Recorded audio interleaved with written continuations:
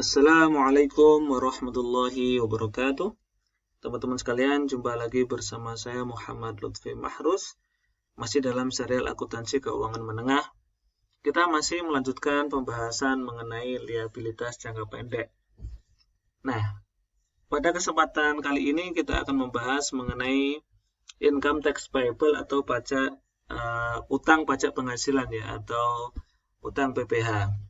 Kita tahu bahwa income tax payable itu merupakan pajak yang dikenakan atas penghasilan. Jadi perusahaan perlu menghitung dulu berapa income before income tax ya, atau profit before income tax-nya berapa.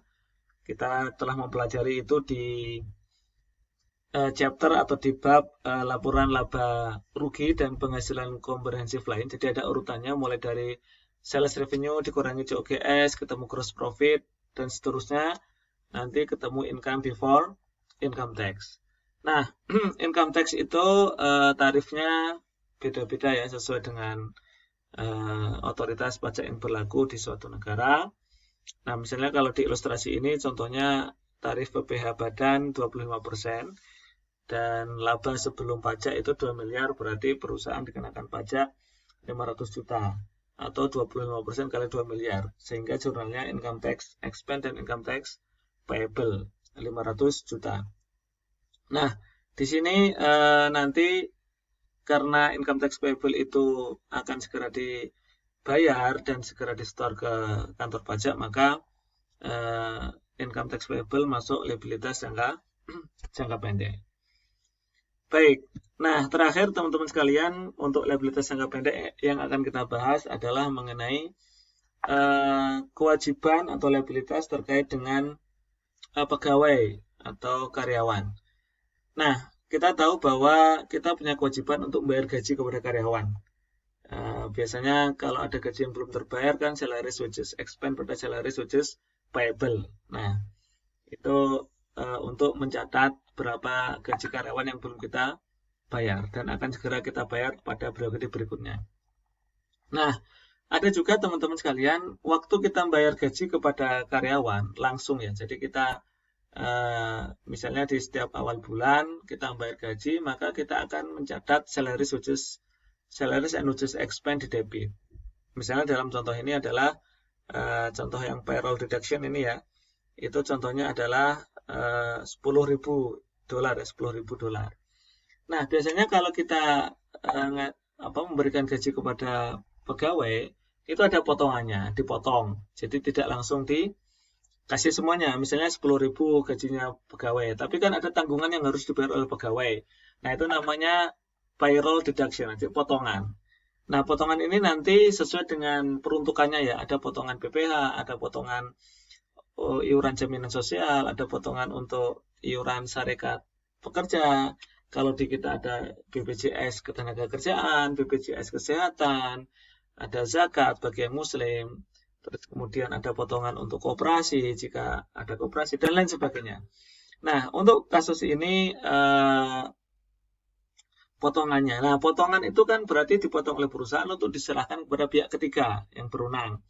Contoh, di sini gaji mingguan 10.000 ya. Contoh yang pertama, yang payroll deduction. Gajinya 10.000, kemudian ada potongan untuk jaminan sosial 8%, berarti 800 ya. Itu yang ditanggung pegawai 800, terus kemudian pajak penghasilan potongannya 1.320, dan ada iuran serikat pekerja $88. Nah, disinilah kemudian kita mencatat setiap potongan itu sebagai payable. Contoh yang potongan untuk PPh tadi 1.320, kita mencatatnya sebagai withholding tax payable. Nah, itu nanti potongan PPh ini akan kita serahkan kepada kantor pajak. Kemudian social security tax payable itu tadi untuk yang pajak jaminan sosial 8% tadi, yang 800, berarti kita potong dari gajinya pegawai, sehingga langsung kita nanti segera kita bayarkan. Kemudian union dues payable itu berarti tadi istilahnya potongan yang nanti akan diserahkan kepada syarikat pekerja ya, organisasi buruh atau pekerja. Nah, jadi total potongannya itu 1.320 tambah 800 tambah 28, sisanya Sisanya sebesar 7.792 baru dibayarkan cash kepada si pegawai. Jadi pegawai nerimanya cashnya 7.792. Nah, kalau di kasus ini kan misalnya khusus untuk pajak jaminan sosial itu misalnya ada yang ditanggung oleh nasabah, pegawai, ada yang ditanggung oleh perusahaan. Jadi misal 50-50, jadi separuhan. Jadi misalnya dalam contoh ini adalah diasumsikan pajaknya itu, pajak sosialnya itu ada 1.600. Nah, dari 1.600 ini yang 800 dipotong dari gaji pegawai karena menjadi tanggungan pegawai, sudah kita jurnal di atas tadi. Sementara yang 800 itu ditanggung oleh perusahaan, dan kita jurnal yang di bawah tadi, yang ini, yang payroll tax expense pada social security tax payable. Jadi sebenarnya nanti total tax payable-nya, security tax payable-nya itu totalnya 1.600, dan itu yang nanti akan kita serahkan ke lembaga yang berwenang. Jadi kalau yang ini aja, debitnya aja yang beda ya. Debitnya kalau yang ditanggung oleh pegawai, debitnya masuk salaries and wages expense. Kalau yang ditanggung oleh perusahaan, ini dibedain ya, payroll tax expense. Seperti itu. Nah, itu teman-teman kewajiban yang berasal dari pemotongan gaji pegawai. Kemudian kita contoh lagi kewajiban yang terkait pegawai itu kewajiban mengenai kompensasi absen atau cuti. Nah, ini juga salaries and wages payable akunnya. Jadi ini terjadi kalau cuti dibayar ya. Memang di beberapa perusahaan, terutama perusahaan swasta, itu pegawai ada hak cuti, dan sekali cuti itu dibayar gitu ya. Dibayar. Loh kok cuti dibayar Pak? Iya. Jadi itu suatu ini ya, peraturan, ketentuan bahwa cuti itu bisa dibayar gitu ya, dapat fasilitas. Nah, contoh misalnya ada cutinya pegawai di 2019 itu total ya ada 480 ya. Jadi cuti itu biasanya sesuai dengan gajinya ya, sesuai dengan gaji, tergantung perusahaan kebijakannya. Nah, misalnya di tahun 2019 perusahaan pegawai itu tidak atau ada yang belum menggunakan hak cutinya. Nah, itu kita catat sebagai kewajiban ya. Jadi salaries and wages expense pada salaries and wages payable.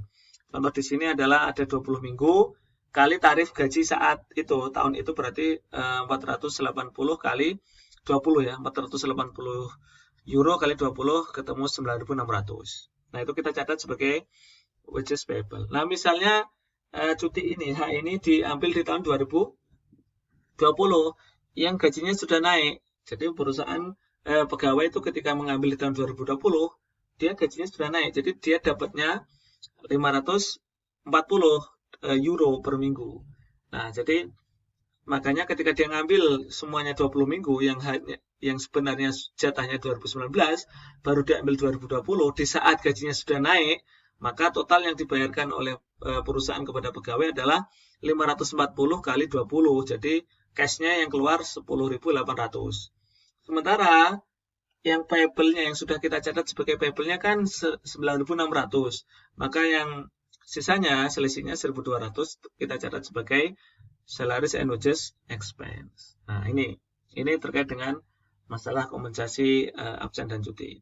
Ada juga terkait dengan bonus. Sama, kita hitung saja bonusnya. Misalnya ada bonus yang belum dibayarkan ya, akunnya sama salaries and wages expense pada salaries and wages payable. Begitu dibayarkan tinggal dibalik salaries and wages payable pada cash. Ya, tergantung bonusnya yang diberikan kepada pegawai. Jadi bonus itu akunnya salaries and wages expense, nanti kewajibannya kalau belum dibayar salaries and wages payable.